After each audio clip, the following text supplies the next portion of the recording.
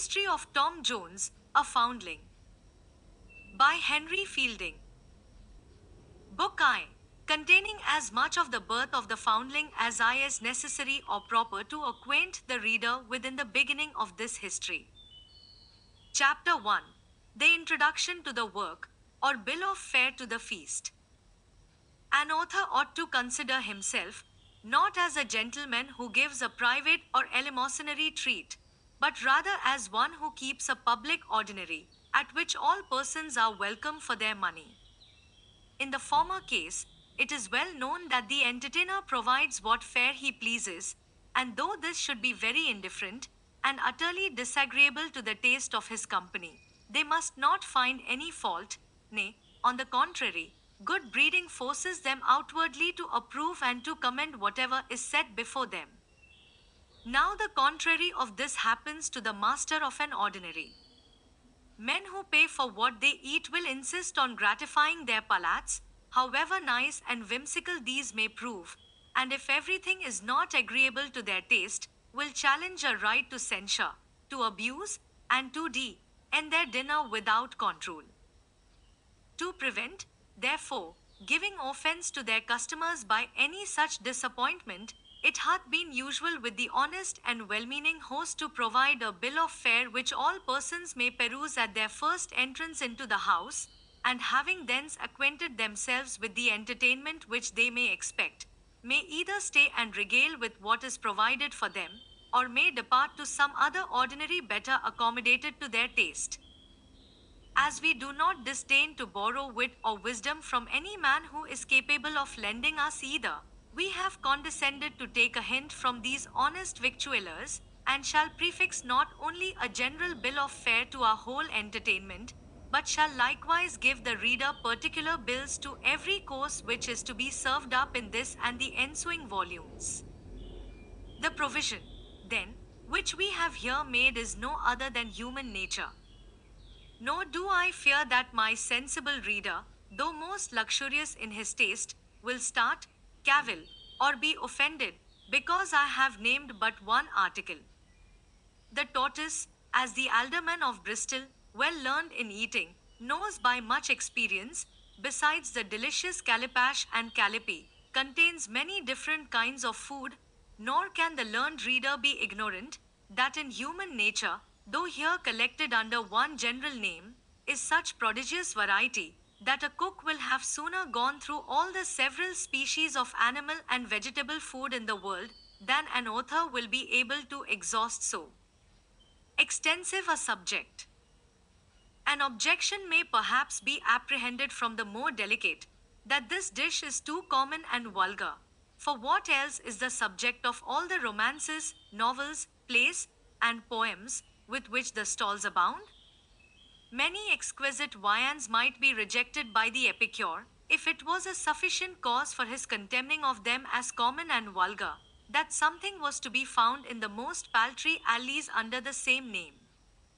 In reality, true nature is as difficult to be met with in authors, as the Bayonne ham, or Bologna sausage, is to be found in the shops.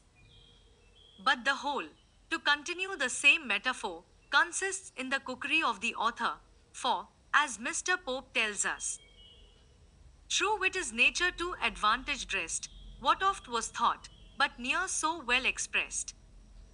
The same animal which had the honor to have some part of his flesh eaten at the table of a duke, may perhaps be degraded in another part, and some of his limbs jabbated, as it were, in the vilest stall in town.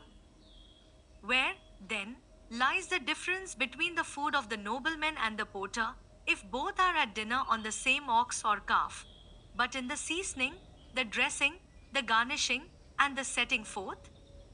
Hence the one provokes and incites the most languid appetite, and the other turns and palls that which is the sharpest and keenest. In like manner, the excellence of the mental entertainment consists less in the subject than in the author's skill in well dressing it up. How pleased, therefore, will the reader be to find that we have, in the following work, adhered closely to one of the highest principles of the best cook which the present age, or perhaps that of Heliogabalus, hath produced.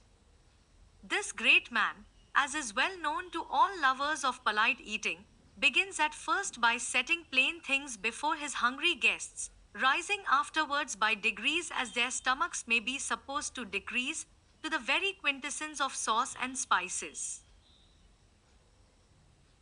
In like manner, we shall represent human nature at first to the keen appetite of our reader, in that more plain and simple manner in which it is found in the country, and shall hereafter hash and ragu it with all the high French and Italian seasoning of affection and vice which courts and cities afford.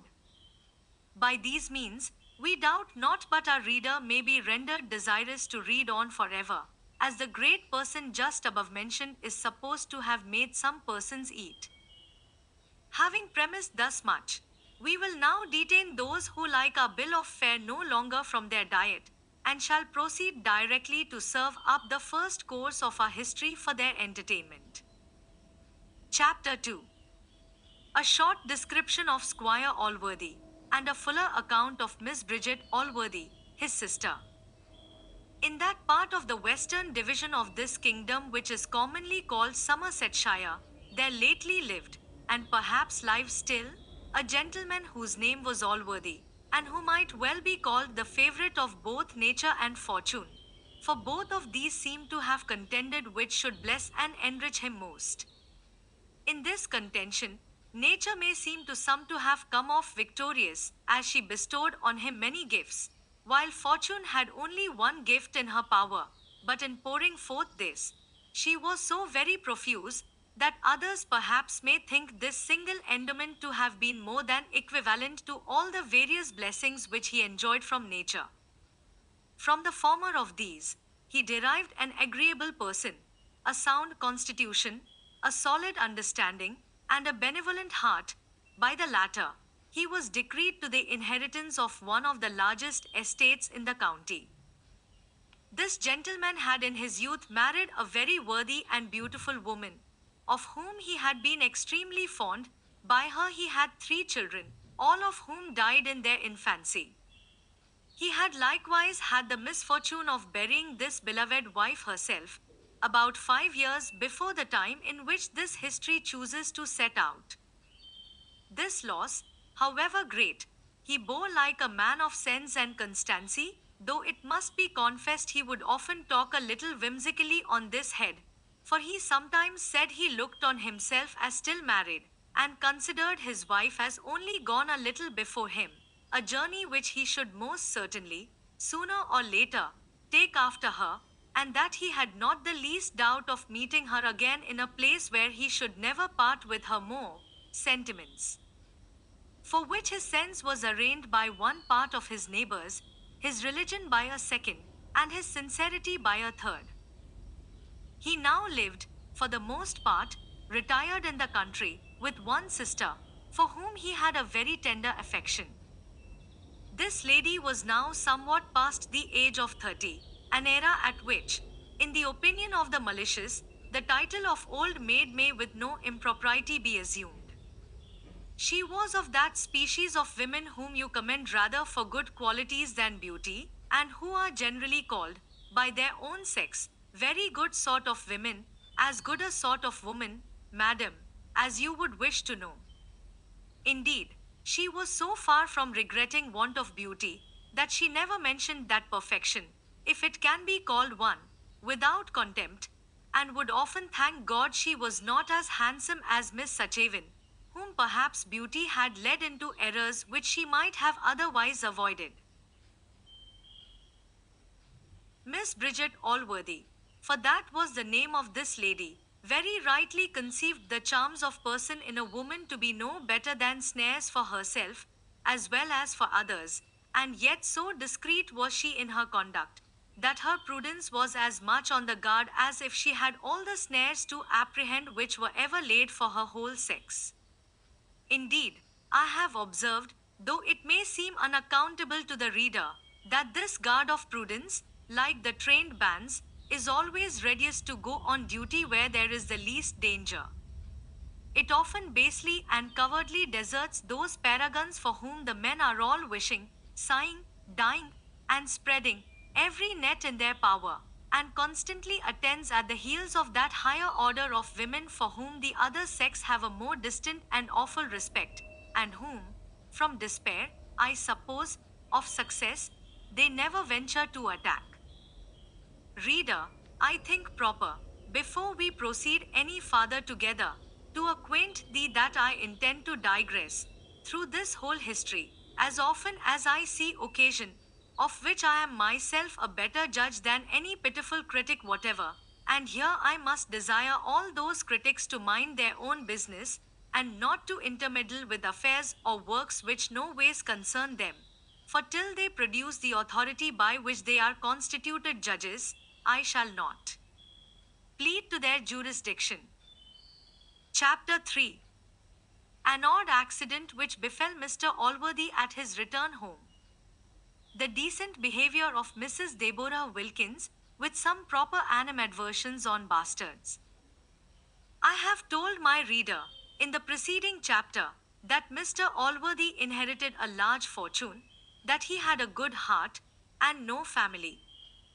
Hence, doubtless, it will be concluded by many that he lived like an honest man, owed no one a shilling, took nothing but what was his own, kept a good house, entertained his neighbors with a hearty welcome at his table, and was charitable to the poor, i.e., to those who had rather beg than work, by giving them the offals from it, that he died immensely rich and built an hospital.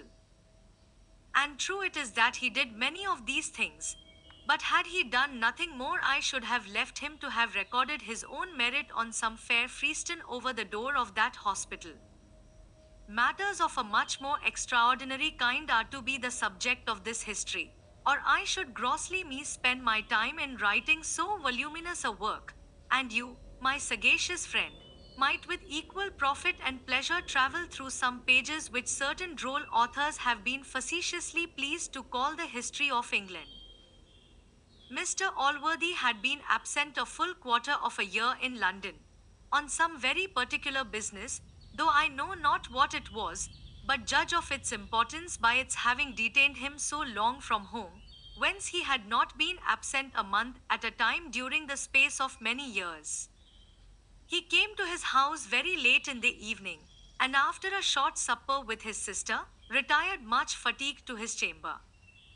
Here, having spent some minutes on his knees, a custom which he never broke through on any account, he was preparing to step into bed, when, upon opening the clothes, to his great surprise he beheld an infant, wrapped up in some coarse linen, in a sweet and profound sleep, between his sheets. He stood some time lost in astonishment at this sight, but, as good nature had always the ascendant in his mind, he soon began to be touched with sentiments of compassion for the little wretch before him. He then rang his bell, and ordered an elderly woman servant to rise immediately, and come to him, and in the meantime was so eager in contemplating the beauty of innocence, appearing in those lively colors with which infancy and sleep always display it, that his thoughts were too much engaged to reflect that he was in his shirt when the matron came in. She had indeed given her master sufficient time to dress himself, for out of respect to him, and regard to decency, she had spent many minutes in adjusting her hair at the looking glass, notwithstanding all the hurry in which she had been summoned by the servant, and though her master, for aught she knew, lay expiring in an apoplexy, or in some other fit. It will not be wondered at that a creature who had so strict a regard to decency in her own person, should be shocked at the least deviation from it in another. She therefore no sooner opened the door, and saw her master standing by the bedside in his shirt, with a candle in his hand, than she started back in a most terrible fright, and might perhaps have swooned away, had he not now recollected his being undressed, and put an end to her terrors by desiring her to stay without the door till he had thrown some clothes over his back, and was become incapable of shocking the pure eyes of Mrs. Deborah Wilkins, who, though in the 52nd year of her age, vowed she had never beheld a man without his coat. Sneerers and profane wits may perhaps laugh at her first fright, Yet, my graver reader, when he considers the time of night, the summons from her bed, and the situation in which she found her master, will highly justify and applaud her conduct, unless the prudence which must be supposed to attend maidens at that period of life at which Mrs. Deborah had arrived, should a little lessen his admiration. When Mrs. Deborah returned into the room, and was acquainted by her master with the finding the little infant, her consternation was rather greater than his had been, nor could she refrain from crying out, with great horror of accent as well as look, "My good sir, what's to be done?" Mr. Allworthy answered, she must take care of the child that evening, and in the morning he would give orders to provide it a nurse. "Yes, sir," says she, "and I hope your worship will send out your warrant to take up the hussy its mother, for she must be one of the neighborhood, and I should be glad to see her committed to Bridewell, and whipped at the cart's tail. Indeed, such wicked sluts cannot be too severely punished. I'll warrant 'tis not her first, by her impudence in laying it to your worship." "In laying it to me, Deborah?" answered Allworthy. "I can't think she hath any such design. I suppose she hath only taken this method to provide for her child, and truly I am glad she hath not done worse."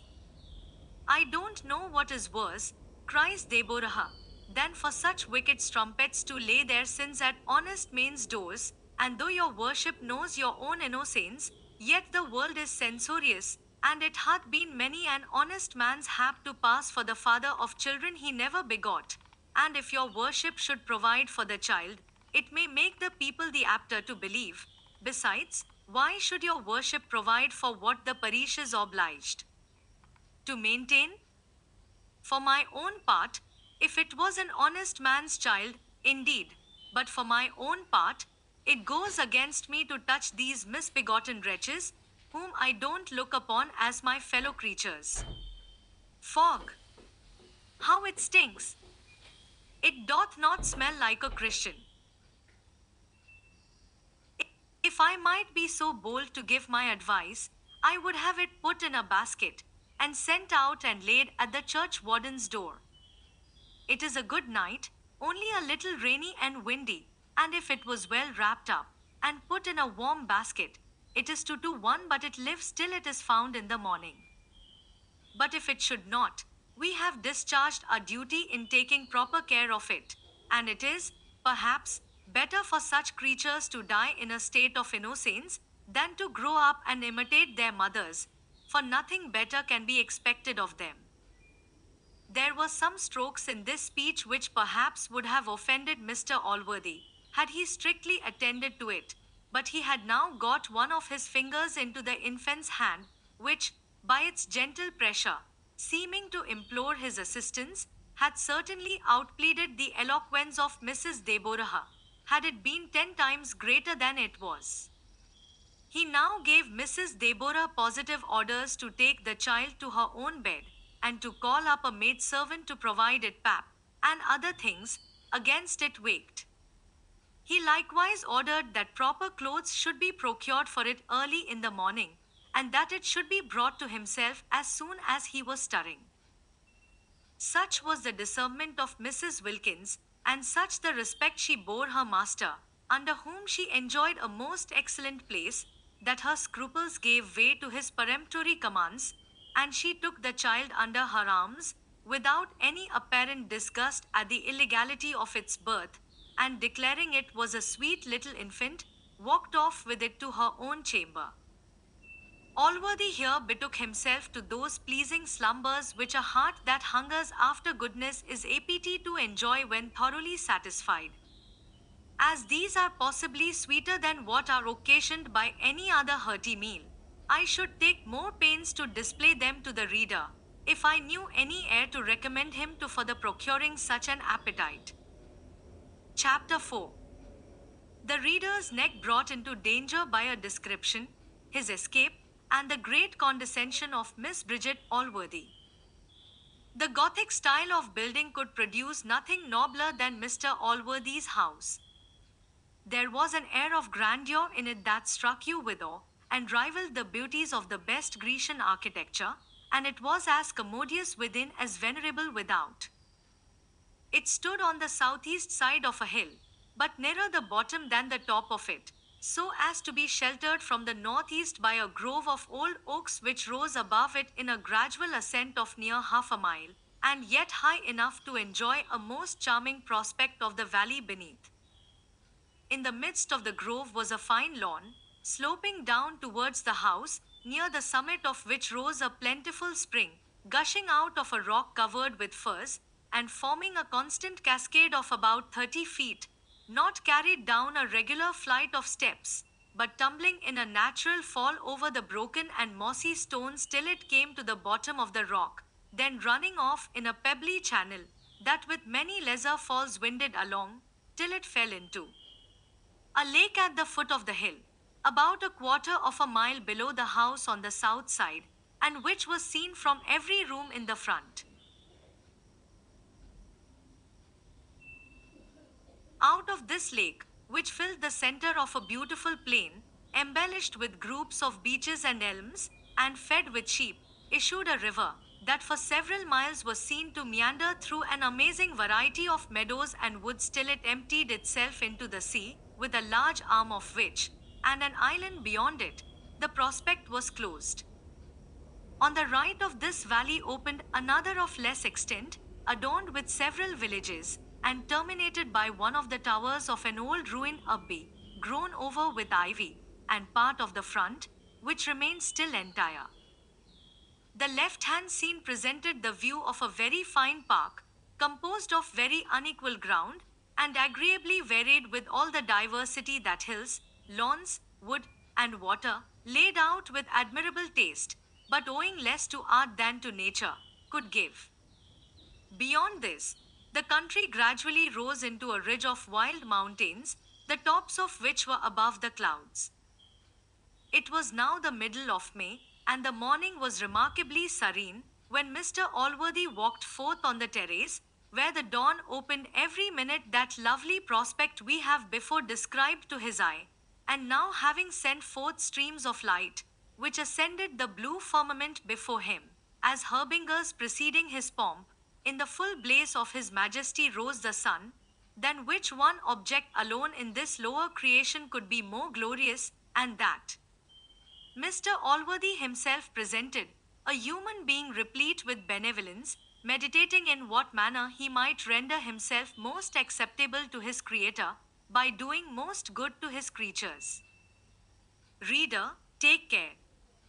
I have unadvisedly led thee to the top of as high a hill as Mr. Allworthy's, and how to get thee down without breaking thy neck, I do not well know. However, let us e'en venture to slide down together, for Miss Bridget rings her bell, and Mr. Allworthy is summoned to breakfast, where I must attend, and, if you please, shall be glad of your company. The usual compliments having passed between Mr. Allworthy and Miss Bridget, and the tea being poured out, he summoned Mrs. Wilkins, and told his sister he had a present for her, for which she thanked him, imagining, I suppose, it had been a gown, or some ornament for her person. Indeed, he very often made her such presents, and she, in complaisance to him, spent much time in adorning herself. I say in complaisance to him, because she always expressed the greatest contempt for dress, and for those ladies who made it their study. But if such was her expectation, how was she disappointed when Mrs. Wilkins, according to the order she had received from her master, produced the little infant? Great surprises, as hath been observed, are apt to be silent, and so was Miss Bridget, till her brother began, and told her the whole story, which, as the reader knows it already, we shall not repeat. Miss Bridget had always expressed so great a regard for what the ladies are pleased to call virtue, and had herself maintained such a severity of character, that it was expected, especially by Wilkins, that she would have vented much bitterness on this occasion, and would have voted for sending the child, as a kind of noxious animal, immediately out of the house, but, on the contrary, She rather took the good natured side of the question, intimated some compassion for the helpless little creature, and commended her brother's charity in what he had done. Perhaps the reader may account for this behavior from her condescension to Mr. Allworthy, when we have informed him that the good man had ended his narrative with owning a resolution to take care of the child, and to breed him up as his own. For, to acknowledge the truth, she was always ready to oblige her brother, and very seldom, if ever, contradicted his sentiments. She would, indeed, sometimes make a few observations, as that men were headstrong, and must have their own way, and would wish she had been blessed with an independent fortune. But these were always vented in a low voice, and at the most amounted only to what is called muttering. However, what she withheld from the infant, she bestowed with the utmost profuseness on the poor unknown mother, whom she called an impudent slut, a wanton hussy, an audacious harlot, a wicked jade, a vile strumpet, with every other appellation with which the tongue of virtue never fails to lash those who bring a disgrace on the sex. A consultation was now entered into how to proceed in order to discover the mother. A scrutiny was first made into the characters of the female servants of the house, who were all acquitted by Mrs. Wilkins, and with apparent merit, for she had collected them herself, and perhaps it would be difficult to find such another set of scarecrows. The next step was to examine among the inhabitants of the parish, and this was referred to Mrs. Wilkins, who was to enquire with all imaginable diligence, and to make her report in the afternoon. Matters being thus settled, Mr. Allworthy withdrew to his study, as was his custom, and left the child to his sister, who, at his desire, had undertaken the care of it. Chapter 5, containing a few common matters, with a very uncommon observation upon them. When her master was departed, Mrs. Deborah stood silent, expecting her cue from Miss Bridget, for as to what had passed before her master, the prudent housekeeper by no means relied upon it, as she had often known the sentiments of the lady in her brother's absence to differ greatly from those which she had expressed in his presence. Miss Bridget did not, however, suffer her to continue long in this doubtful situation, for having looked some time earnestly at the child, as it lay asleep in the lap of Mrs. Deborah, the good lady could not forbear giving it a hearty kiss, at the same time declaring herself wonderfully pleased with its beauty and innocence. Mrs. Deborah no sooner observed this than she fell to squeezing and kissing, with as great raptures as sometimes inspire the sage dame of 45 towards a youthful and vigorous bridegroom, crying out, in a shrill voice, "Oh, the dear little creature, the dear, sweet, pretty creature! Well, I vow it is as fine a boy as ever was seen." These exclamations continued till they were interrupted by the lady, who now proceeded to execute the commission given her by her brother, and gave orders for providing all necessaries for the child, appointing a very good room in the house for his nursery. Her orders were indeed so liberal, that, had it been a child of her own, she could not have exceeded them, but, lest the virtuous reader may condemn her for showing too great regard to a base-born infant, to which all charity is condemned by law as irreligious, we think proper to observe that she concluded the whole with saying, since it was her brother's whim to adopt the little brat, she supposed little master must be treated with great tenderness. For her part, she could not help thinking it was an encouragement to vice, but that she knew too much of the obstinacy of mankind to oppose any of their ridiculous humors. With reflections of this nature, she usually, as has been hinted, accompanied every act of compliance with her brother's inclinations, and surely nothing could more contribute to heighten the merit of this compliance than a declaration that she knew, at the same time, the folly and unreasonableness of those inclinations to which she submitted. Tacit obedience implies no force upon the will, and consequently may be easily, and without any pains, preserved, but when a wife, a child, a relation, or a friend, performs what we desire, with grumbling and reluctance, with expressions of dislike and dissatisfaction, the manifest difficulty which they undergo must greatly enhance the obligation. As this is one of those deep observations which very few readers can be supposed capable of making themselves, I have thought proper to lend them my assistance, but this is a favor rarely to be expected in the course of my work. Indeed, I shall seldom or never so indulge him, unless in such instances as this, where nothing but the inspiration with which we writers are gifted can possibly enable any one to make the discovery. Chapter 6. Mrs. Deborah is introduced into the parish with a simile. A short account of Jenny Jones, with the difficulties and discouragements which may attend young women in the pursuit of learning. Mrs. Deborah, having disposed of the child according to the will of her master, now prepared to visit those habitations which were supposed to conceal its mother.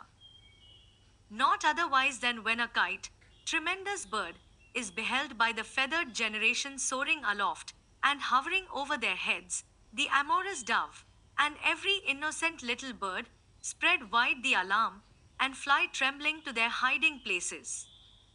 He proudly beats the air, conscious of his dignity, and meditates intended mischief. So when the approach of Mrs. Deborah was proclaimed through the street, all the inhabitants ran trembling into their houses, each matron dreading lest the visit should fall to her lot. She with stately steps proudly advances over the field, aloft she bears her towering head, filled with conceit of her own preeminence, and schemes to effect her intended discovery. The sagacious reader will not from this simile imagine these poor people had any apprehension of the design with which Mrs. Wilkins was now coming towards them, but as the great beauty of the simile may possibly sleep these 100 years, till some future commentator shall take this work in hand, I think proper to lend the reader a little assistance in this place.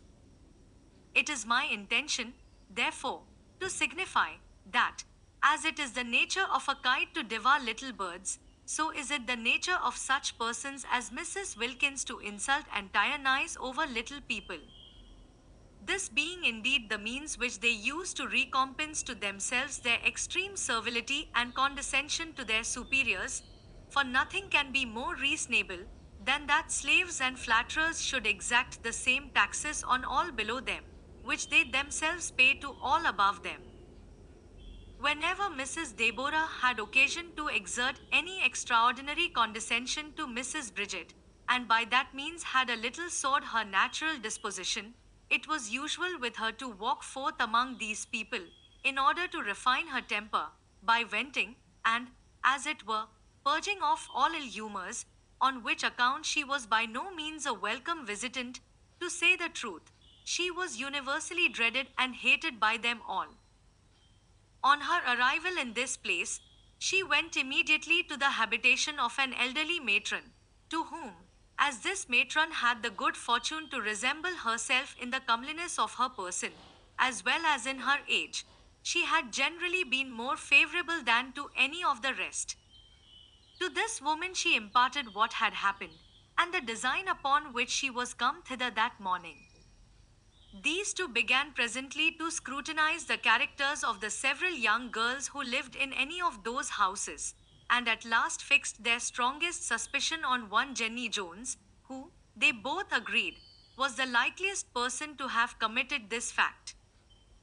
This Jenny Jones was no very comely girl, either in her face or person, but nature had somewhat compensated the want of beauty with what is generally more esteemed by those ladies whose judgment is arrived at years of perfect maturity, for she had given her a very uncommon share of understanding. This gift Jenny had a good deal improved by erudition.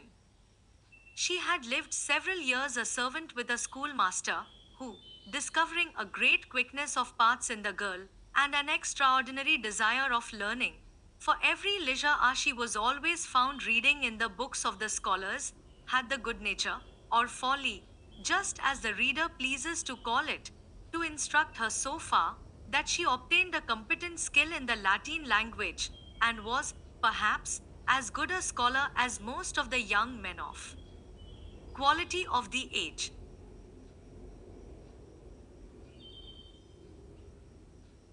This advantage, however, like most others of an extraordinary kind, was attended with some small inconveniences, for as it is not to be wondered at, that a young woman so well accomplished should have little relish for the society of those whom fortune had made her equals, but whom education had rendered so much her inferiors, so is it matter of no greater astonishment that this superiority in Jenny, together with that behavior which is its certain consequence, should produce among the rest some little envy and ill will towards her, and these had, perhaps, secretly burnt in the bosoms of her neighbors ever since her return from her service.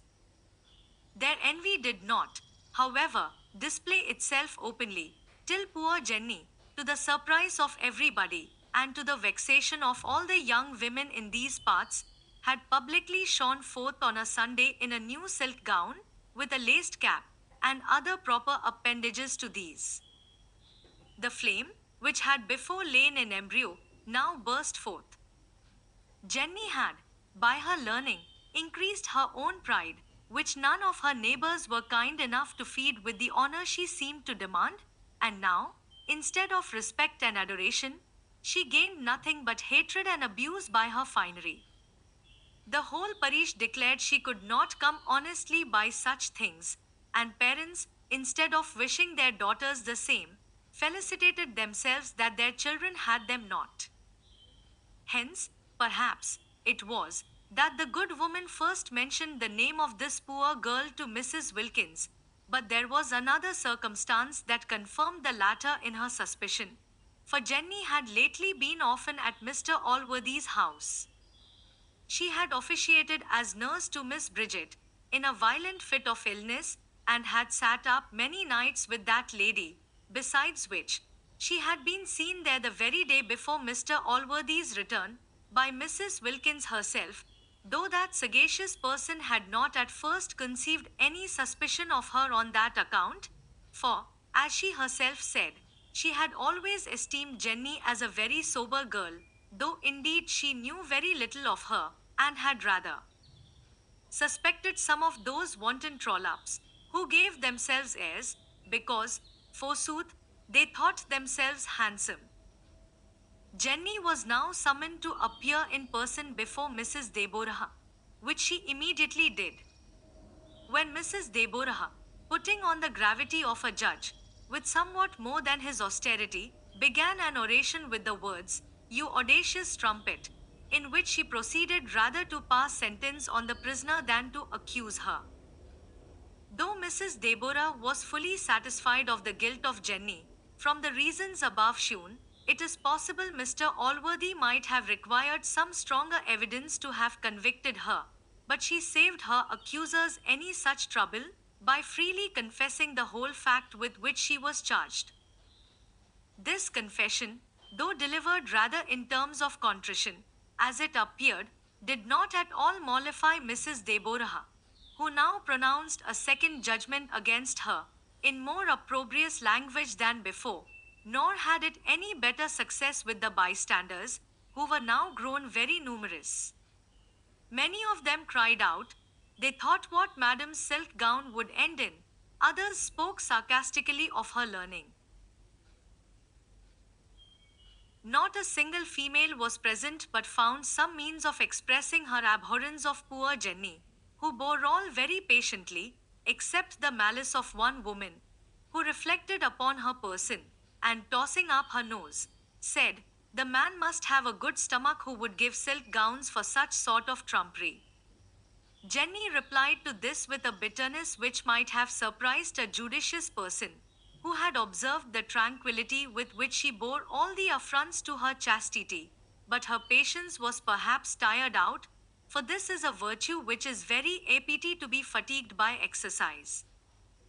Mrs. Deborah, having succeeded beyond her hopes in her inquiry, returned with much triumph, and, at the appointed hour, made a faithful report to Mr. Allworthy, who was much surprised at the relation, for he had heard of the extraordinary parts and improvements of this girl, whom he intended to have given in marriage, together with a small living, to a neighboring curate. His concern, therefore, on this occasion, was at least equal to the satisfaction which appeared in Mrs. Deborah, and too many readers may seem much more reasonable. Miss Bridget blessed herself, and said, for her part, she should never hereafter entertain a good opinion of any woman. For Jenny before this had the happiness of being much in her good graces also.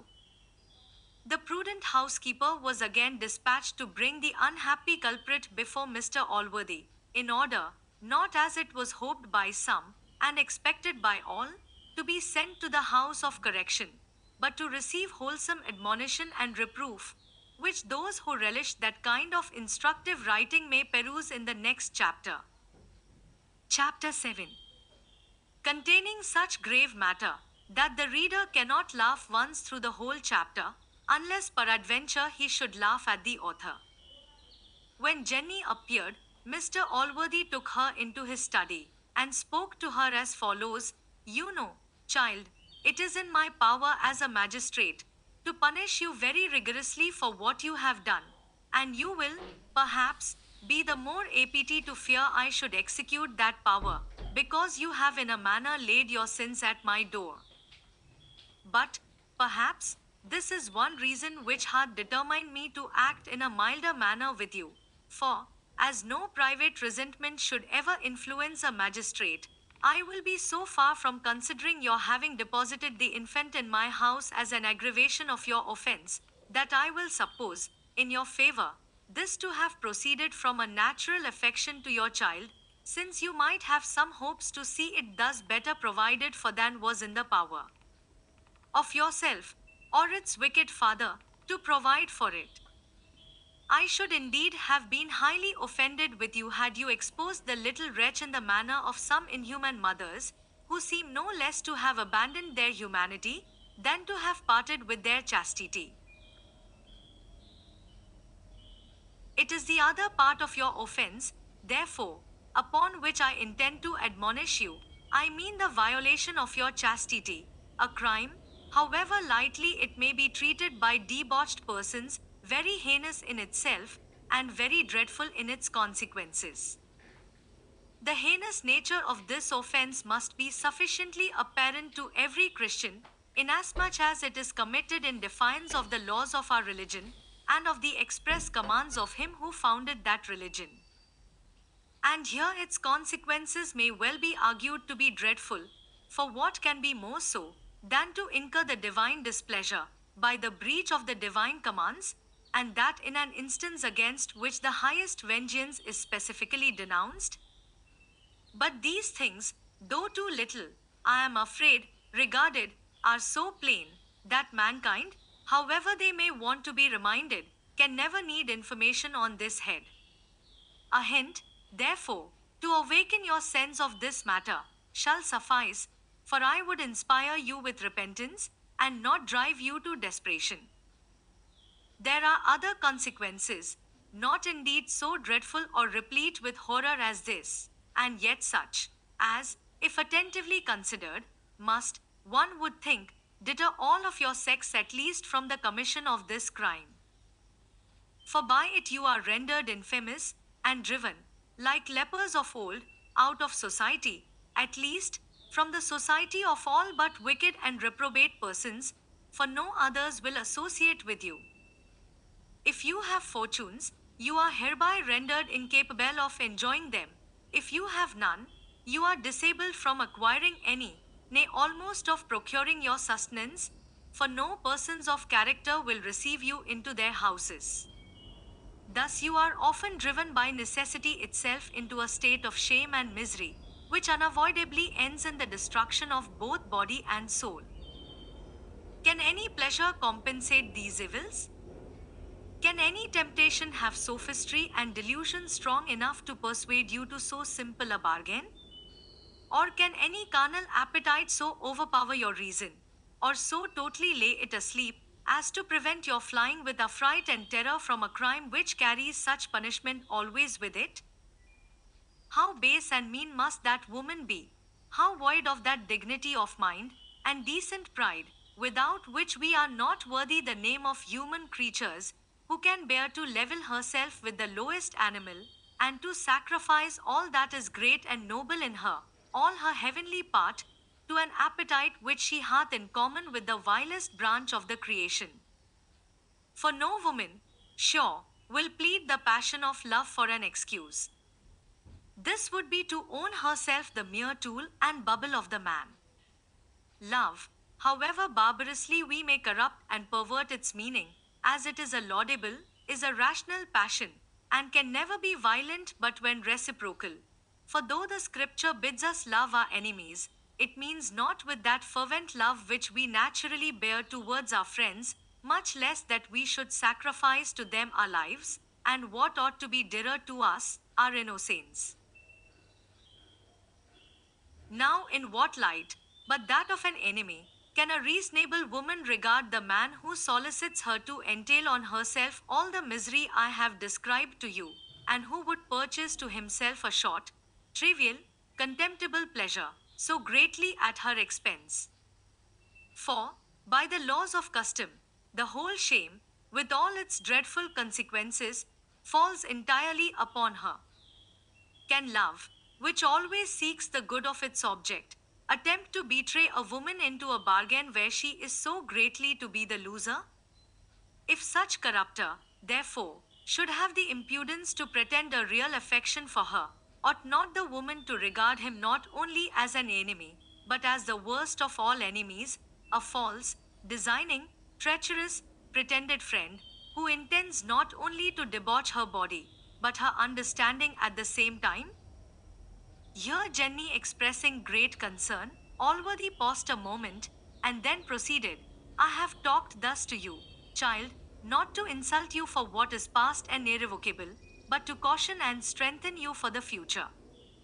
Nor should I have taken this trouble, but from some opinion of your good sense, notwithstanding the dreadful slip you have made, and from some hopes of your hearty repentance, which are founded on the openness and sincerity of your confession.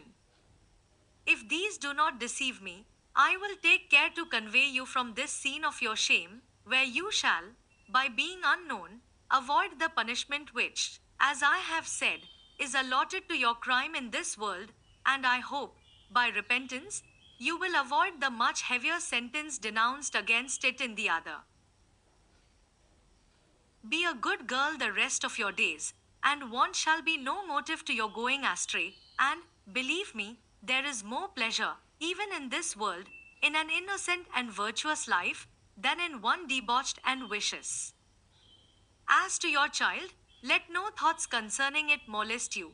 I will provide for it in a better manner than you can ever hope. And now nothing remains but that you inform me who was the wicked man that seduced you, for my anger against him will be much greater than you have experienced on this occasion. Jenny now lifted her eyes from the ground, and with a modest look and decent voice thus began. To know you, sir, and not love your goodness, would be an argument of total want of sense or goodness in any one. In me it would amount to the highest ingratitude, not to feel, in the most sensible manner, the great degree of goodness you have been pleased to exert on this occasion. As to my concern for what is past, I know you will spare my blushes the repetition. My future conduct will much better declare my sentiments than any professions I can now make. I beg leave to assure you, sir, that I take your advice much kinder than your generous offer with which you concluded it. For, as you are pleased to say, sir, it is an instance of your opinion of my understanding. Here her tears flowing apace, she stopped a few moments, and then proceeded thus, Indeed, sir, your kindness overcomes me, but I will endeavor to deserve this good opinion. For if I have the understanding you are so kindly pleased to allow me, such advice cannot be thrown away upon me. I thank you, sir, heartily, for your intended kindness to my poor helpless child. He is innocent, and I hope will live to be grateful for all the favors you shall show him. But now, sir, I must on my knees entreat you not to persist in asking me to declare the father of my infant. I promise you faithfully you shall one day know. But I am under the most solemn ties and engagements of honor, as well as the most religious vows and protestations, to conceal his name at this time. And I know you too well, to think you would desire I should sacrifice either my honor or my religion. Mr. Allworthy, whom the least mention of those sacred words was sufficient to stagger, hesitated a moment before he replied, and then told her she had done wrong to enter into such engagements to a villain, but since she had, he could not insist on her breaking them. He said it was not from a motive of vain curiosity he had inquired, but in order to punish the fellow, at least, that he might not ignorantly confer favors on the undeserving. As to these points, Jenny satisfied him by the most solemn assurances that the man was entirely out of his reach, and was neither subject to his power, nor in any probability of becoming an object of his goodness. The ingenuity of this behavior had gained Jenny so much credit with this worthy man that he easily believed what she told him, for as she had disdained to excuse herself by a lie, and had hazarded his further displeasure in her present situation, rather than she would forfeit her honor or integrity by betraying another, he had but little apprehensions that she would be guilty of falsehood towards himself. He therefore dismissed her with assurances that he would very soon remove her out of the reach of that obloquy she had incurred, concluding with some additional documents, in which he recommended repentance, saying, "Consider, child, there is one still to reconcile yourself to, whose favor is of much greater importance to you than mine." Chapter 8. A dialogue between Mesdames Bridget and Deborah, containing more amusement, but less instruction, than the former. When Mr. Allworthy had retired to his study with Jenny Jones, as had been seen, Mrs. Bridget, with the good housekeeper, had betaken themselves to a post next adjoining to the said study, whence, through the conveyance of a keyhole, they sucked in at their ears the instructive lecture delivered by Mr. Allworthy, together with the answers of Jenny, and indeed every other particular which passed in the last chapter. This hole in her brother's study door was indeed as well known to Mrs. Bridget, and had been as frequently applied to by her, as the famous hole in the wall was by Thisbe of old. This served to many good purposes. For by such means Mrs. Bridget became often acquainted with her brother's inclinations, without giving him the trouble of repeating them to her. It is true, some inconveniences attended this intercourse, and she had sometimes reason to cry out with Thisbe, in Shakespeare, "Oh, wicked, wicked wall." For as Mr. Allworthy was a justice of peace, certain things occurred in examinations concerning bastards, and such like, which are apt to give great offense to the chaste ears of virgins, especially when they approach the age of 40, as was the case of Mrs. Bridget. However, she had, on such occasion, the advantage of concealing her blushes from the eyes of men, and de non apparentibus et non existentibus idem est ratio. In English, when a woman is not seen to blush, she doth not blush at all.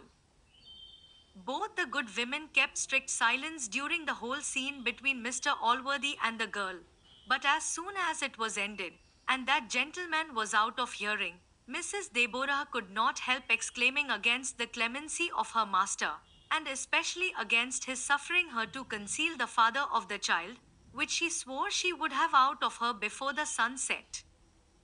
At these words Mrs. Bridget discomposed her features with a smile, a thing very unusual to her. Not that I would have my reader imagine that this was one of those wanton smiles which Homer would have you conceive came from Venus, when he calls her the laughter-loving goddess, nor was it one of those smiles which Lady Seraphina shoots from the stage box, and which Venus would quit her immortality to be able to equal. No, This was rather one of those smiles which might be supposed to have come from the dimpled cheeks of the august Tisiphone, or from one of the misses, her sisters. With such a smile then, and with a voice sweet as the evening breeze of Boreas in the pleasant month of November, Mrs. Bridget gently reproved the curiosity of Mrs. Deborah, a vice with which it seems the latter was too much tainted, and which the former inveighed against with great bitterness, adding, that, among all her faults, she thanked heaven her enemies could not accuse her of prying into the affairs of other people. She then proceeded to commend the honor and spirit with which Jenny had acted. She said she could not help agreeing with her brother that there was some merit in the sincerity of her confession and in her integrity to her lover, that she had always thought her a very good girl, and doubted not but she had been seduced by some rascal who had been infinitely more to blame than herself, and very probably had prevailed with her by a promise of marriage or some other treacherous proceeding. This behavior of Mrs. Bridget greatly surprised Mrs. Deborah, for this well-bred woman seldom opened her lips, either to her master or his sister, till she had first sounded their inclinations, with which her sentiments were always consonant. Here, however, she thought she might have launched forth with safety, and the sagacious reader will not perhaps accuse her of want of sufficient forecast in so doing, but will rather admire with what wonderful celerity she tacked about, when she found herself steering a wrong course. Nay, madam, said this able woman, and truly great politician, I must own I cannot help admiring the girl's spirit, as well as your ladyship. And, as your ladyship says, if she was deceived by some wicked man, the poor wretch is to be pitied. And to be sure, as your ladyship says, the girl hath always appeared like a good, honest, plain girl, and not vain of her face, forsooth, as some wanton hussies in the neighborhood are. You say true, Deborah, said Miss Bridget. If the girl had been one of those vain trollops, of which we have too many in the parish, I should have condemned my brother for his lenity towards her. I saw two farmers' daughters at church the other day with bare necks. I protest they shocked me. If wenches will hang out lures for fellows, it is no matter what they suffer. I detest such creatures, and it would be much better for them that their faces had been seamed with the smallpox. But I must confess, I never saw any of this wanton behavior in poor Jenny. Some artful villain, I am convinced, hath betrayed, nay perhaps forced her, and I pity the poor wretch with all my heart. Mrs. Deborah approved all these sentiments, and the dialogue concluded with a general and bitter invective against beauty, and with many compassionate considerations for all honest plain girls who are deluded by the wicked arts of deceitful men. Chapter 9, containing matters which will surprise the reader. Jenny returned home well pleased with the reception she had met with from Mr. Allworthy, whose indulgence to her she industriously made public, partly perhaps as a sacrifice to her own pride, and partly from the more prudent motive of reconciling her neighbors to her, and silencing their clamors. But though this latter view, if she indeed had it, may appear reasonable enough, yet the event did not answer her expectation. For when she was convened before the justice, and it was universally apprehended that the house of correction would have been her fate, though some of the young women cried out it was good enough for her, and diverted themselves with the thoughts of her beating hemp in a silk gown, yet there were many others who began to pity her condition. But when it was known in what manner Mr. Allworthy had behaved, the tide turned against her. One said, I'll assure you, Madam hath had good luck. A second cried, see what it is to be a favourite. A third, this comes of her learning. Every person made some malicious comment or other on the occasion, and reflected on the partiality of the justice. The behavior of these people may appear impolitic and ungrateful to the reader, who considers the power and benevolence of Mr. Allworthy. But as to his power, he never used it, and as to his benevolence, he exerted so much that he had thereby disobliged all his neighbors, for it is a secret well known to great men, that, by conferring an obligation, they do not always procure a friend, but are certain of creating many enemies. Jenny was, however, by the care and goodness of Mr. Allworthy, soon removed out of the reach of reproach, when malice being no longer able to vent its rage on her, began to seek another object of its bitterness, and this was no less than Mr. Allworthy himself, for a whisper soon went abroad that he himself was the father of the foundling child.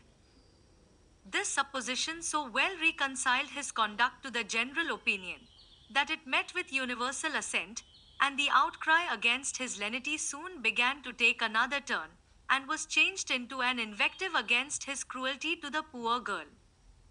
Very grave and good women exclaim against men who begot children, and then disown them. Nor were there wanting some, who, after the departure of Jenny, insinuated that she was spirited away with a design too black to be mentioned, and who gave frequent hints that a legal inquiry ought to be made into the whole matter, and that some people should be forced to produce the girl. These calumnies might have probably produced ill consequences, at the least might have occasioned some trouble, to a person of a more doubtful and suspicious character than Mr. Allworthy was blessed with, but in his case they had no such effect, and, being heartily despised by him, they served only to afford an innocent amusement to the good gossips of the neighborhood. But as we cannot possibly divine what complexion our reader may be of, and as it will be some time before he will hear any more of Jenny, we think proper to give him a very early intimation that Mr. Allworthy was, and will hereafter appear to be, absolutely innocent of any criminal intention whatever.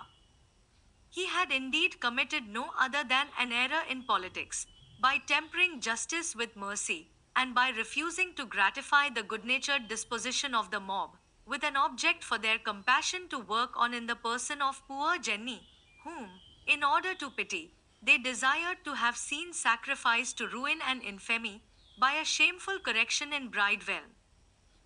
Whenever this word occurs in our writings, it intends persons without virtue or sense, in all stations, and many of the highest rank are often meant by it.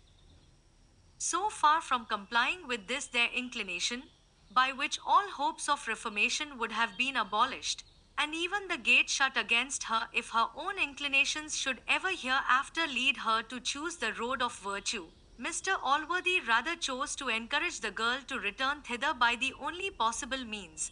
For too true I am afraid it is, that many women have become abandoned, and have sunk to the last degree of vice, by being unable to retrieve the first slip. This will be, I am afraid, always the case while they remain among their former acquaintance. It was therefore wisely done by Mr. Allworthy to remove Jenny to a place where she might enjoy the pleasure of reputation, after having tasted the ill consequences of losing it. To this place, therefore, wherever it was, we will wish her a good journey, and for the present take leave of her, and of the little foundling her child, having matters of much higher importance to communicate to the reader. Chapter 10. The Hospitality of Allworthy, with a short sketch of the characters of two brothers, a doctor and a captain, who were entertained by that gentleman. Neither Mr. Allworthy's house, nor his heart, were shut against any part of mankind, but they were both more particularly open to men of merit. To say the truth, this was the only house in the kingdom where you were sure to gain a dinner by deserving it.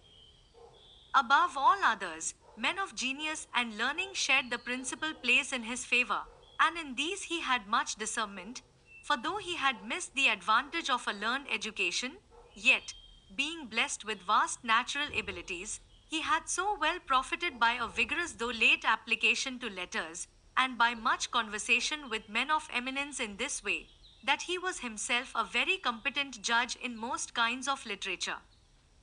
It is no wonder that in an age when this kind of merit is so little in fashion, and so slenderly provided for, persons possessed of it should very eagerly flock to a place where they were sure of being received with great complaisance, indeed, where they might enjoy almost the same advantages of a liberal fortune as if they were entitled to it in their own right, for Mr. Allworthy was not one of those generous persons who are ready most bountifully to bestow meat, drink, and lodging on men of wit and learning, for which they expect no other return but entertainment, instruction, flattery, and subserviency. In a word, that such persons should be enrolled in the number of domestics, without wearing their master's clothes, or receiving wages. On the contrary, every person in this house was perfect master of his own time, and as he might at his pleasure satisfy all his appetites within the restrictions only of law, virtue, and religion, so he might, if his health required, or his inclination prompted him to temperance, or even to abstinence, absent himself from any meals, or retire from them, whenever he was so disposed, without even a solicitation to the contrary. For, indeed, such solicitations from superiors always savour very strongly of commands. But all here were free from such impertinence, not only those whose company is in all other places esteemed a favour from their equality of fortune, but even those whose indigent circumstances make such an eleemosynary abode convenient to them, and who are therefore less welcome to a great man's table because they stand in need of it.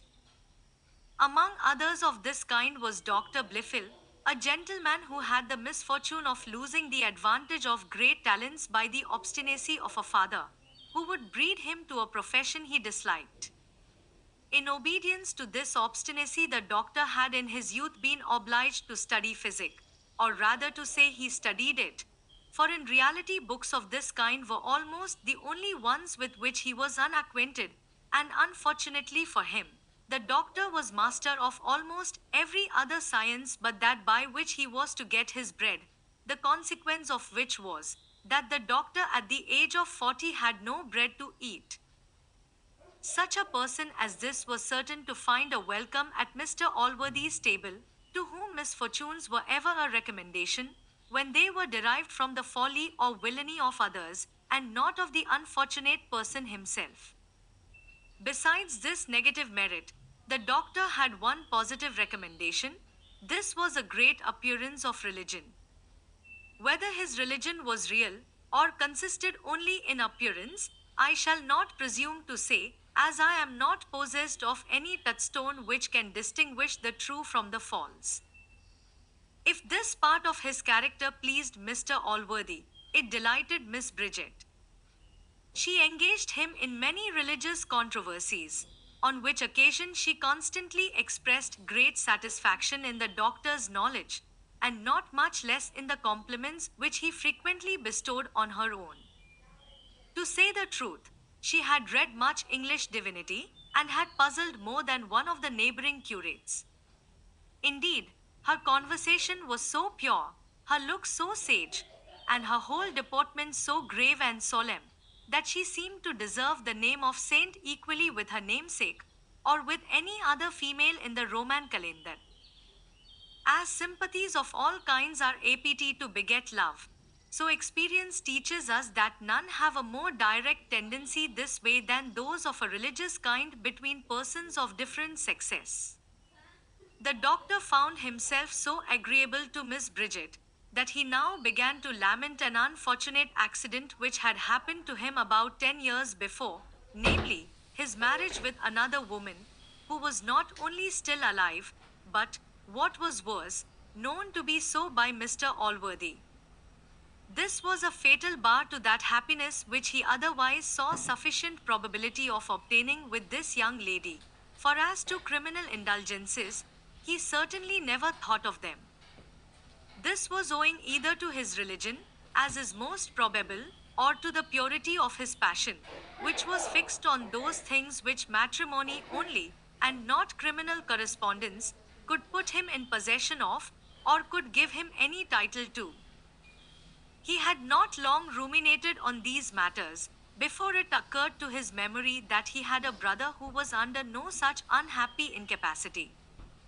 This brother he made no doubt would succeed, for he discerned, as he thought, an inclination to marriage in the lady, and the reader perhaps, when he hears the brother's qualifications, will not blame the confidence which he entertained of his success. This gentleman was about 35 years of age. He was of a middle size, and what is called well built. He had a scar on his forehead, which did not so much injure his beauty as it denoted his valor, for he was a half-pay officer. He had good teeth, and something affable, when he pleased, in his smile, though naturally his countenance, as well as his air and voice, had much of roughness in it, yet he could at any time deposit this, and appear all gentleness and good humor. He was not ungenteel, nor entirely devoid of wit, and in his youth had abounded in sprightliness, which, though he had lately put on a more serious character, he could, when he pleased, resume. He had, as well as the doctor, an academic education, for his father had, with the same paternal authority we have mentioned before, decreed him for holy orders, but as the old gentleman died before he was ordained, he chose the church military, and preferred the king's commission to the bishop's. He had purchased the post of lieutenant of dragoons, and afterwards came to be a captain, but having quarrelled with his colonel, was by his interest obliged to sell, from which time he had entirely rusticated himself, had betaken himself to studying the scriptures, and was not a little suspected of an inclination to Methodism. It seemed, therefore, not unlikely that such a person should succeed with a lady of so saint-like a disposition, and whose inclinations were no otherwise engaged than to the marriage state in general. But why the doctor, who certainly had no great friendship for his brother, should for his sake think of making so ill a return to the hospitality of Allworthy, is a matter not so easy to be accounted for. Is it that some natures delight in evil, as others are thought to delight in virtue? Or is there a pleasure in being accessory to a theft when we cannot commit it ourselves? Or lastly, which experience seems to make probable, have we a satisfaction in aggrandizing our families, even though we have not the least love or respect for them? Whether any of these motives operated on the doctor, we will not determine, but so the fact was. He sent for his brother, and easily found means to introduce him at Allworthy's as a person who intended only a short visit to himself. The captain had not been in the house a week before the doctor had reason to felicitate himself on his discernment. The captain was indeed as great a master of the art of love as Ovid was formerly. He had besides received proper hints from his brother, which he failed not to improve to the best advantage. Chapter 11, containing many rules and some examples concerning falling in love, descriptions of beauty, and other more prudential inducements to matrimony. It hath been observed by wise men or women, I forget which, that all persons are doomed to be in love once in their lives. No particular season is, as I remember, assigned for this, but the age at which Miss Bridget was arrived seems to me as proper a period as any to be fixed on for this purpose. It often, indeed, happens much earlier, but when it doth not, I have observed it seldom or never fails about this time. Moreover, we may remark that at this season love is of a more serious and steady nature than what sometimes shows itself in the younger parts of life. The love of girls is uncertain, capricious, and so foolish that we cannot always discover what the young lady would be at. Nay, it may almost be doubted whether she always knows this herself. Now we are never at a loss to discern this in women about 40, for as such grave, serious, and experienced ladies well know their own meaning, so it is always very easy for a man of the least sagacity to discover it with the utmost certainty. Miss Bridget is an example of all these observations. She had not been many times in the captain's company before she was seized with this passion. Nor did she go pining and mopping about the house, like a puny, Foolish girl, ignorant of her distemper, she felt, she knew, and she enjoyed the pleasing sensation, of which, as she was certain it was not only innocent but laudable, she was neither afraid nor ashamed. And to say the truth, there is, in all points, great difference between the reasonable passion which women at this age conceive towards men, and the idle and childish liking of a girl to a boy, which is often fixed on the outside only, and on things of little value and no duration, as on cherry cheeks, small, lily white hands, sloe black eyes, flowing locks, downy chins, dapper shapes, nay, sometimes on charms more worthless than these, and less the party's own. Such are the outward ornaments of the person, for which men are beholden to the tailor, the laceman, the periwig maker, the hatter, and the milliner, and not to nature. Such a passion girls may well be ashamed, as they generally are, to own either to themselves or others. The love of Miss Bridget was of another kind. The captain owed nothing to any of these fopmakers in his dress, nor was his person much more beholden to nature. Both his dress and person were such as, had they appeared in an assembly or a drawing room, would have been the contempt and ridicule of all the fine ladies there. The former of these was indeed neat, but plain, coarse, ill-fancied, and out of fashion. As for the latter, we have expressly described it above. So far was the skin on his cheeks from being cherry-colored, that you could not discern what the natural color of his cheeks was, they being totally overgrown by a black beard, which ascended to his eyes. His shape and limbs were indeed exactly proportioned, but so large that they denoted the strength rather of a ploughman than any other. His shoulders were broad beyond all size, and the calves of his legs larger than those of a common chairman. In short, his whole person wanted all that elegance and beauty which is the very reverse of clumsy strength, and which so agreeably sets off most of our fine gentlemen, being partly owing to the high blood of their ancestors, viz., blood made of rich sauces and generous wines, and partly to an early town education. Though Miss Bridget was a woman of the greatest delicacy of taste, yet such were the charms of the captain's conversation, that she totally overlooked the defects of his person. She imagined, and perhaps very wisely, that she should enjoy more agreeable minutes with the captain than with a much prettier fellow, and forwent the consideration of pleasing her eyes, in order to procure herself much more solid satisfaction. The captain no sooner perceived the passion of Miss Bridget, in which discovery he was very quick-sighted, than he faithfully returned it. The lady, no more than her lover, was remarkable for beauty. I would attempt to draw her picture, but that is done already by a more able master, Mr. Hogarth himself, to whom she sat many years ago, and had been lately exhibited by that gentleman in his print of a winter's morning, of which she was no improper emblem, and may be seen walking, for walk she doth in the print, to Covent Garden Church, with a starved footboy behind carrying her prayer book. The captain likewise very wisely preferred the more solid enjoyments he expected with this lady, to the fleeting charms of person. He was one of those wise men who regard beauty in the other sex as a very worthless and superficial qualification, or, to speak more truly, who rather choose to possess every convenience of life with an ugly woman, than a handsome one without any of those conveniences. And having a very good appetite, and but little nicety, he fancied he should play his part very well at the matrimonial banquet, without the sauce of beauty.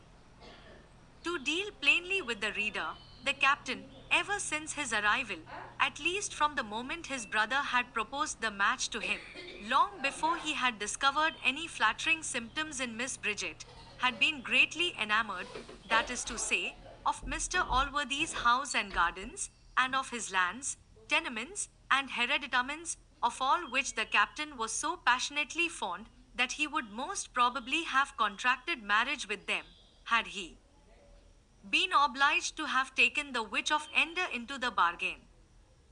As Mr. Allworthy, therefore, had declared to the doctor that he never intended to take a second wife, as his sister was his nearest relation, and as the doctor had fished out that his intentions were to make any child of hers his heir, which indeed the law, without his interposition, would have done for him, the doctor and his brother thought it an act of benevolence to give being to a human creature who would be so plentifully provided with the most essential means of happiness.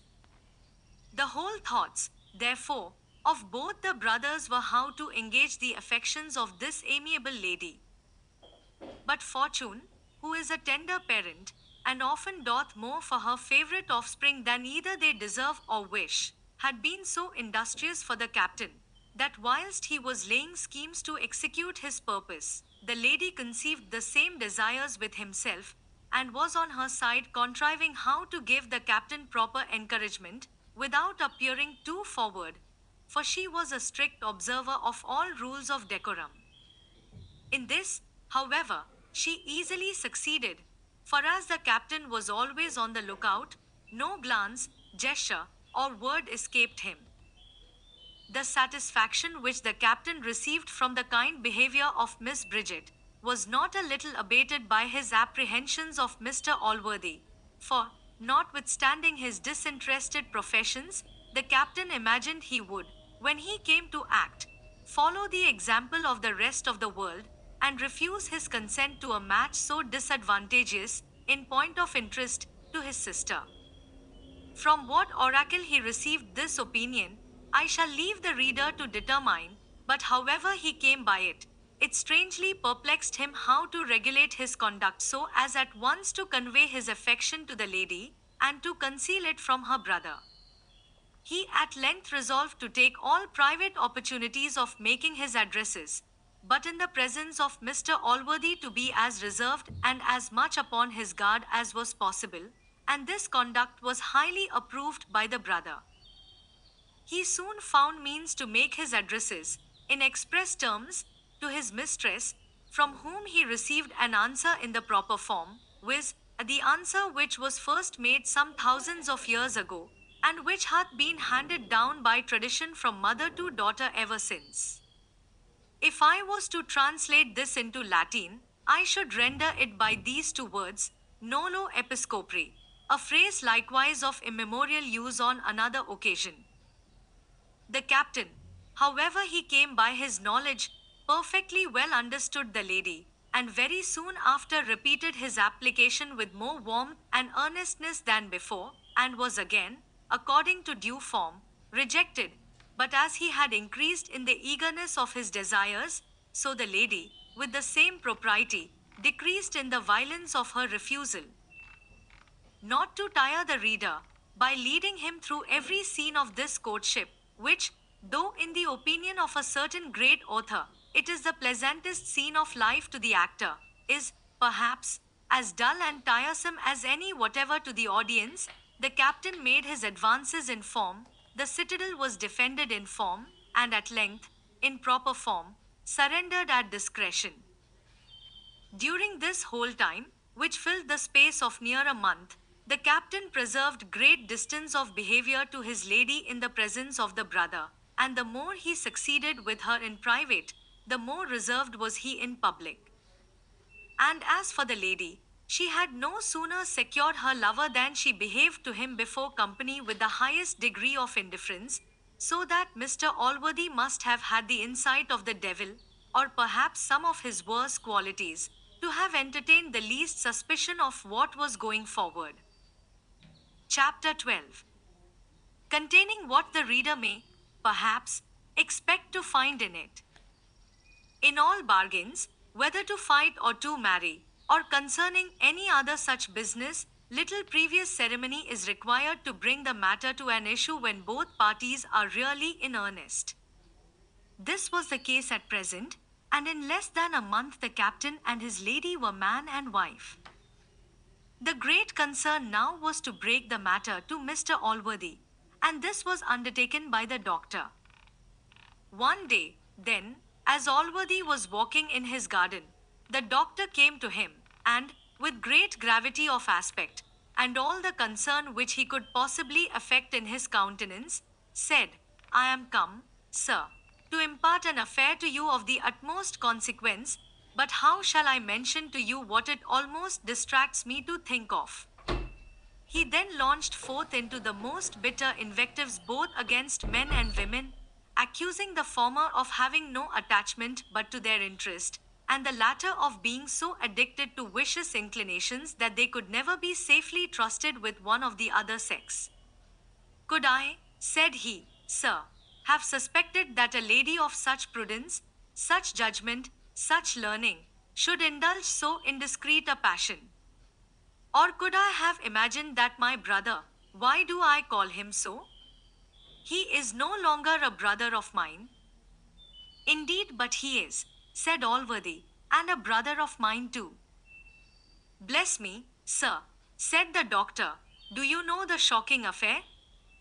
Look ye, Mr. Blifil, answered the good man, it hath been my constant maxim in life to make the best of all matters which happen. My sister, though many years younger than I, is at least old enough to be at the age of discretion. Had he imposed on a child, I should have been more averse to have forgiven him, but a woman upwards of 30 must certainly be supposed to know what will make her most happy. She hath married a gentleman, though perhaps not quite her equal in fortune, and if he hath any perfections in her eye which can make up that deficiency, I see no reason why I should object to her choice of her own happiness, which I, no more than herself, imagine to consist only in immense wealth. I might, perhaps, from the many declarations I have made of complying with almost any proposal, have expected to have been consulted on this occasion, but these matters are of a very delicate nature, and the scruples of modesty, perhaps, are not to be overcome.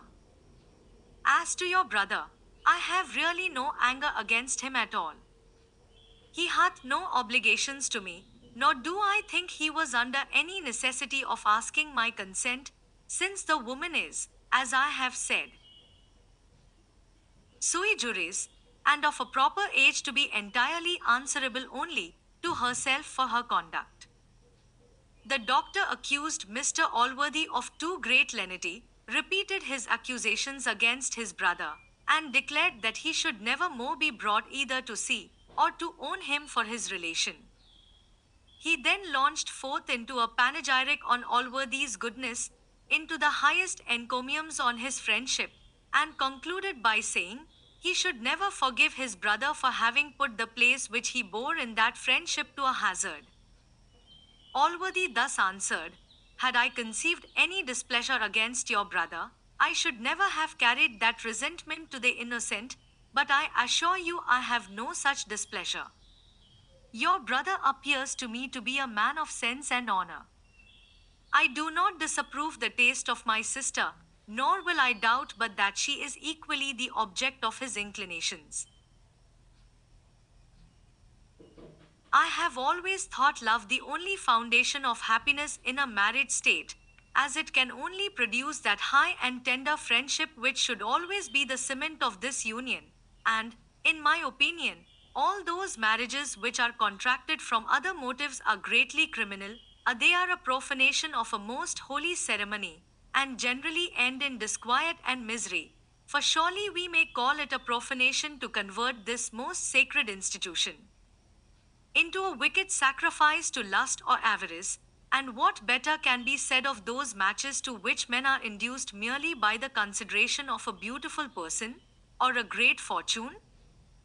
To deny that beauty is an agreeable object to the eye, and even worthy some admiration, would be false and foolish. Beautiful is an epithet often used in scripture, and always mentioned with honor. It was my own fortune to marry a woman whom the world thought handsome, and I can truly say I liked her the better on that account. But to make this the sole consideration of marriage, to lust after it so violently as to overlook all imperfections for its sake, or to require it so absolutely as to reject and disdain religion, virtue, and sense, which are qualities in their nature of much higher perfection, only because an elegance of person is wanting. This is surely inconsistent, either with a wise man or a good Christian. And it is, perhaps, being too charitable to conclude that such persons mean anything more by their marriage than to please their carnal appetites, for the satisfaction of which, we are taught, it was not ordained. In the next place, with respect to fortune, worldly prudence, perhaps, exacts some consideration on this head, nor will I absolutely and altogether condemn it. As the world is constituted, the demands of a married state and the care of posterity require some little regard to what we call circumstances. Yet this provision is greatly increased, beyond what is really necessary, by folly and vanity, which create abundantly more wants than nature. Equipage for the wife, and large fortunes for the children, are by custom enrolled in the list of necessaries, and to procure these, everything truly solid and sweet, and virtuous and religious, are neglected and overlooked. And this in many degrees, the last and greatest of which seems scarce distinguishable from madness, I mean where persons of immense fortunes contract themselves to those who are, and must be, disagreeable to them, to fools and knaves, in order to increase an estate already larger even than the demands of their pleasures. Surely such persons, if they will not be thought mad, must own, either that they are incapable of tasting the sweets of the tenderest friendship, or that they sacrifice the greatest happiness of which they are capable to the vain, uncertain, and senseless laws of vulgar opinion, which owe as well their force as their foundation to folly. Here Allworthy concluded his sermon, to which Blifil had listened with the profoundest attention, though it cost him some pains to prevent now and then a small discomposure of his muscles.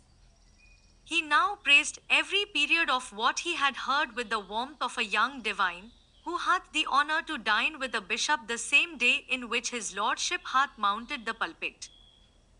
Chapter 13, which concludes the first book, with an instance of ingratitude, which, we hope, will appear unnatural.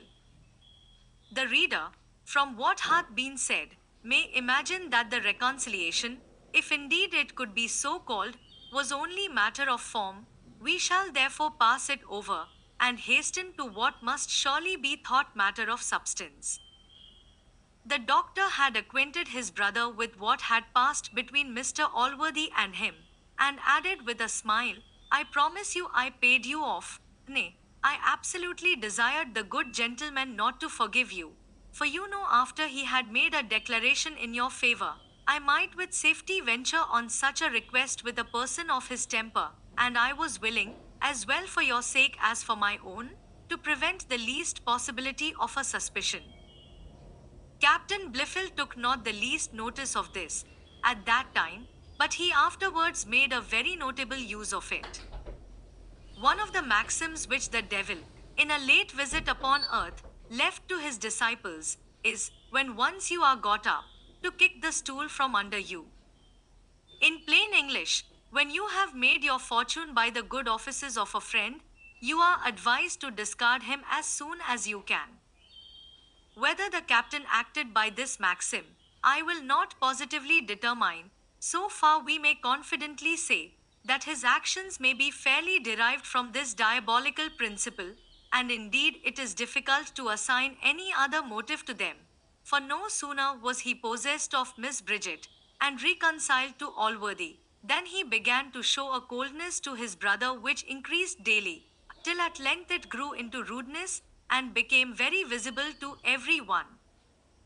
The doctor remonstrated to him privately concerning this behavior, but could obtain no other satisfaction than the following plain declaration, if you dislike anything in my brother's house, sir, you know you are at liberty to quit it. This strange, cruel, and almost unaccountable ingratitude in the captain absolutely broke the poor doctor's heart, for ingratitude never so thoroughly pierces the human breast as when it proceeds from those in whose behalf we have been guilty of transgressions. Reflections on great and good actions, however they are received or returned by those in whose favor they are performed, always administer some comfort to us. But what consolation shall we receive under so biting a calamity as the ungrateful behavior of our friend, when our wounded conscience at the same time flies in our face, and upbraids us with having spotted it in the service of one so worthless? Mr. Allworthy himself spoke to the captain in his brother's behalf, and desired to know what offence the doctor had committed, when the hard-hearted villain had the baseness to say that he should never forgive him for the injury which he had endeavoured to do him in his favour, which, he said, he had pumped out of him, and was such a cruelty that it ought not to be forgiven. Allworthy spoke in very high terms upon this declaration, which, he said, became not a human creature. He expressed, indeed, so much resentment against an unforgiving temper, that the captain at last pretended to be convinced by his arguments, and outwardly professed to be reconciled. As for the bride, she was now in her honeymoon, and so passionately fond of her new husband that he never appeared to her to be in the wrong, and his displeasure against any person was a sufficient reason for her dislike to the same. The captain, at Mr. Allworthy's instance, was outwardly, as we have said, reconciled to his brother, yet the same rancor remained in his heart, and he found so many opportunities of giving him private hints of this, that the house at last grew insupportable to the poor doctor, and he chose rather to submit to any inconveniences which he might encounter in the world, than longer to bear these cruel and ungrateful insults from a brother for whom he had done so much. He once intended to acquaint Allworthy with the whole, but he could not bring himself to submit to the confession, by which he must take to his share so great a portion of guilt. Besides, by how much the worse man he represented his brother to be, so much the greater would his own offence appear to Allworthy, and so much the greater, he had reason to imagine, would be his resentment. He feigned, therefore, some excuse of business for his departure, and promised to return soon again, and took leave of his brother with so well dissembled content, that, as the captain played his part to the same perfection, Allworthy remained well satisfied with the truth of the reconciliation. The doctor went directly to London, where he died soon after of a broken heart, a distemper which kills many more than is generally imagined, and would have a fair title to a place in the bill of mortality, did it not differ in one instance from all other diseases, viz., that no physician can cure it.